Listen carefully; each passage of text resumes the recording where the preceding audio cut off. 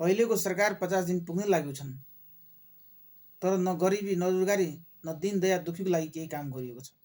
हुन त योभन्दा पहिलाको सरकारहरू पनि खासै काम गरेको देखिएको थिएन। योभन्दा पहिलाको सरकारहरू काम गरेको थियो केवल मात्र आफ्नो आफन्त व्यक्तिगत स्वार्थ, ग्रुप पार्टी आसेपासेको लागि स्वार्थको लागि काम गरेको थियो। जहाँ स्वार्थ त्यहाँ काम थियो।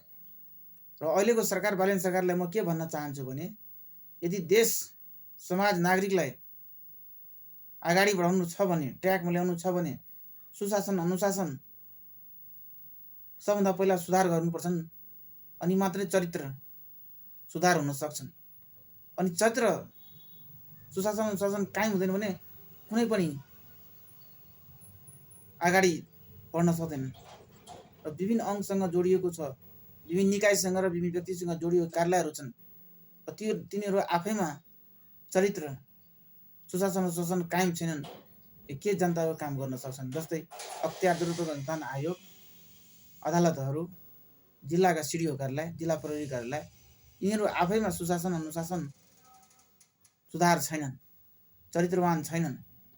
अनि यिनीहरूले देश र समाजले के सुधार दिन सक्छन्, के चरित्रवान गर्न सक्छन्, के अनुशासन कायम गर्न सक्छन्? त्यस कारणले गर्न सक्दैन। यिनीहरूलाई पहिला सुधार गर्न सकिन्छ, अनि विभिन्न अड्डाहरू सुधार हुन्छन्। त्यसपछि देश र समाज नागरिक र सुधार हुन सक्छन्। अनि मात्रै ट्र्याकमा आएर फास्ट ट्र्याकमा द्रुत गतिमा देशको विकास उन्नति प्रगति हुन सक्छन्। सबभन्दा पहिला शिक्षा, स्वास्थ्य, रोजगारी, transportation, road, bridge, irrigation, water supply अगाडि बढाउन सकिन्छन्। विभिन्न गाउँहरू बनाउनु छन्, विभिन्न सहरहरू बनाउनु छन्। त्यो कुराहरूलाई आवश्यकता धेरै जनताहरूले महसुस गरिएको छ र गर्नुपर्छ। यो सरकारलाई पूर्ण रूपमा जनताले जिम्मेवारी दिएको छ। यदि यो सरकार गर्न सकेन भने कुनै पनि जनता छुट दिन सक्दैन र छुट छैन।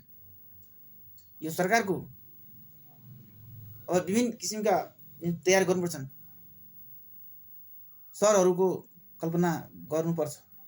Urban cities, high density, human settlement, characterized by extensive